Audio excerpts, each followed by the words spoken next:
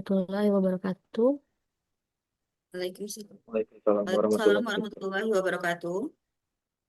Kami dari kelompok 4 akan memaparkan hasil tugas agenda 1 angkatan 31 kelompok 4 yang anggotanya Agreni Yulianti, Obetri Mardani, Bayu Lesmana, Deriska Fadila Musdalifah, dan Destri Andriana. Pada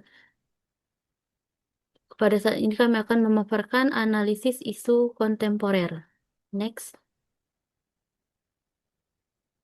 Pertama, ada identifikasi dan deskripsi isu. Next. Isu yang kami ambil ada 3. Yang pertama, maraknya judi online.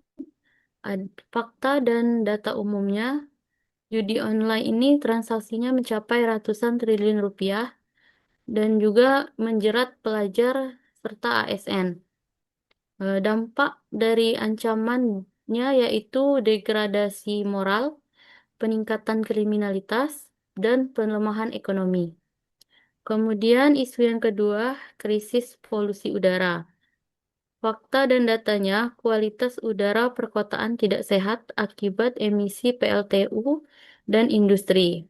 Untuk dampaknya, terjadinya gangguan, yaitu beban anggaran kesehatan atau BPJS, dan penurunan produktivitas. Kemudian, ketiga ada isu ketahanan pangan. Fakta dan data umumnya, ketergantungan impor tinggi dan alih fungsi lahan yang masif.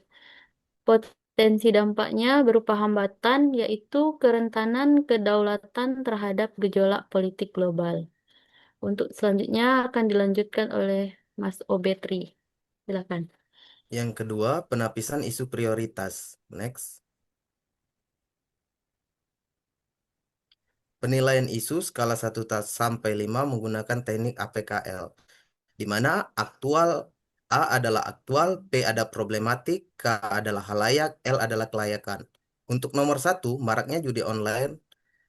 Untuk aktual 5, problematik 5, halayak 5, kelayakan 5. Total skor 20. Untuk nomor 2 ada krisis polusi udara. Untuk aktual 4, problematik 4, khalayak 4, dan kelayakan 4. Total 16.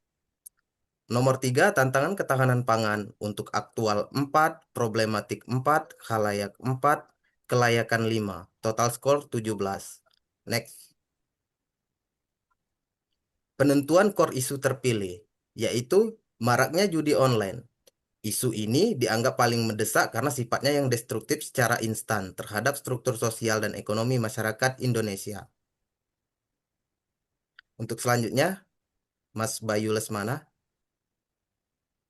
Selanjutnya kita masuk ke analisis penyebab menggunakan metode Fishbone untuk melihat akar masalah dari maraknya judi online. Dari faktor man atau individu, permasalahan utama di sini adalah masih rendahnya literasi keuangan dan digital masyarakat. Banyak yang belum memahami risiko judi online sehingga mudah tergiur. Yang berikutnya adalah faktor metode. Judi online saat ini menggunakan sistem yang semakin canggih seperti pembayaran anonim melalui e-wallet atau kripto, sehingga sulit dilacak.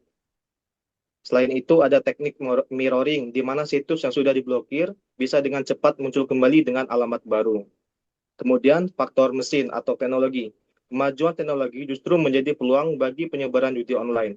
Internet yang murah dan mudah diakses, serta penggunaan smartphone yang masif memungkinkan siapa saja untuk bermain kapan saja. Yang terakhir adalah faktor environment atau lingkungan. Tekanan ekonomi seperti pengangguran dan kebutuhan hidup mendorong masyarakat mencari penghasilan instan. Selain itu, judi online mulai dianggap hal yang biasa di beberapa lingkungan, sehingga menurunkan kewaspadaan. Oke, selanjutnya, Selanjutnya ada dampak ekonomi nasional. Yang pertama ada destruksi tabungan, di mana dana masyarakat yang harusnya produktif menjadi terkuras habis. Kemudian ada kemiskinan baru. Kemiskinan baru ini memicu siklus utang pinjol ilegal dan keterpurukan ekonomi keluarga. Selanjutnya ada pelemahan domestik, di mana menurunnya daya beli masyarakat pada sektor real akibat kerugian judi. Ada juga dampak sosial dan integritas. Yang pertama ada sosial dan psikologis. Nomor 1 ada meningkatnya gangguan jiwa atau depresi. Kedua, keretakan rumah tangga, bisa terjadi perceraian. Nomor 3 ada potensi kriminalitas, bisa pencurian atau penipuan. Kemudian ada juga integritas ASN, di mana nomor 1 penurunan produktivitas kerja aparatur. Nomor 2 risiko penyalahgunaan wewenang atau korupsi. Dan yang terakhir ada kerusakan citra pemerintah di mata publik.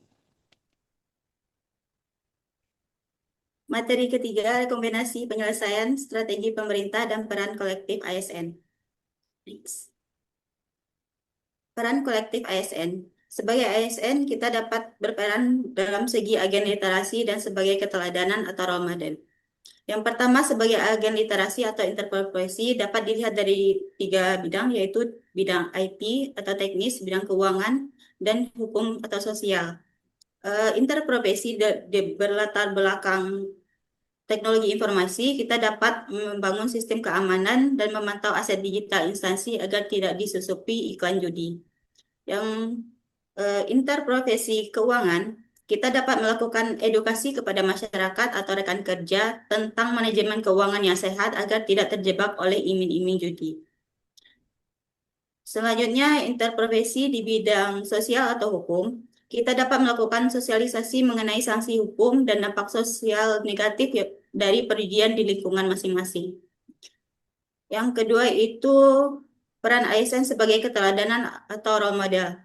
Kita dapat menerapkan gaya hidup sederhana dan berintegritas sesuai nilai berakhlak sehingga tidak tergiur pada praktik perjudian. Next. Mungkin sekian pemaparan dari kelompok kami tentang pembahasan isu kontemporer, sehingga semoga bermanfaat. Terima kasih. Assalamualaikum warahmatullahi wabarakatuh. Waalaikumsalam warahmatullahi wabarakatuh.